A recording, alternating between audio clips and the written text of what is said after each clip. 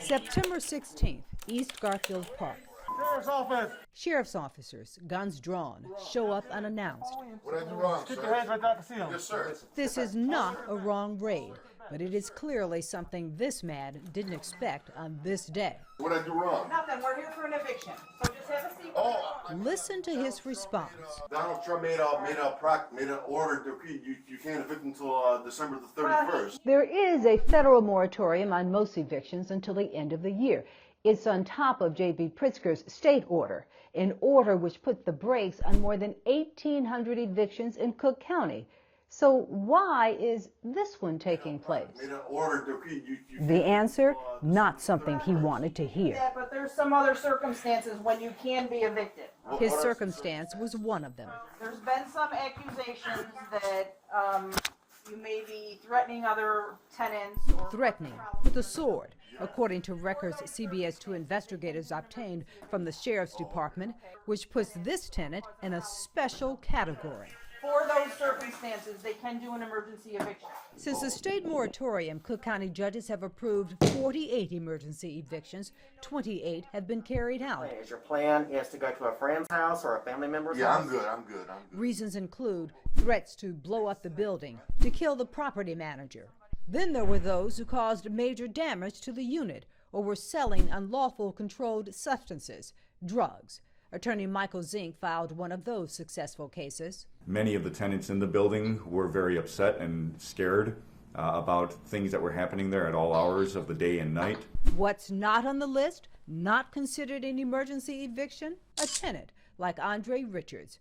We detailed his background in a CBS 2 investigation last month. Richards was living in this second-floor, 4-bedroom apartment. He has a job, but refused to pay rent and wouldn't leave.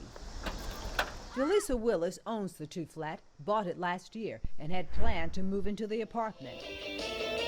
But we found her living in her car with her 5-year-old daughter because she couldn't afford to rent another place and pay the mortgage. This just seems wrong. It is. It's very wrong. I'm just paying for them to live in my unit. Katrina Balala had a similar problem. We also shared her story. She rented her Logan Square apartment to this couple who wouldn't pay and wouldn't leave, even after she begged them. I'm being laid off due to COVID-19, and I'm terrified. The couple finally moved out, but only after CBS 2 exposed them.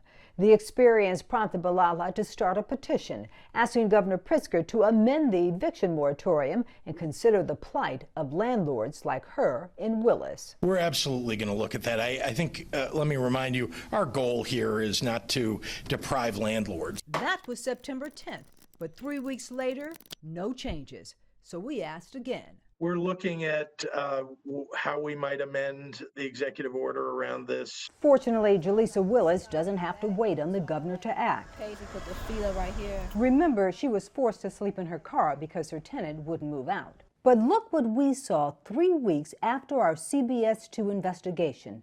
The tenant loading up his car, moving out. I guess the pressure, the public embarrassment came about. But that beautiful apartment he lived in, The ceiling fan is missing. now filthy. You see trash, right? And damaged so much, Willis wanted to show me via FaceTime. But what's surprising to me is this bathroom. You took the bathroom vanity. Of course, Willis isn't happy about the mess. Oh, that's pretty disgusting. But she's ecstatic to have her home back for her and her daughter. She can't wait. She cannot wait. It's a big release. If I could take my mask down and show how big I'm smiling, I would. We don't have to see her smile, we hear her joy. I'm so thankful.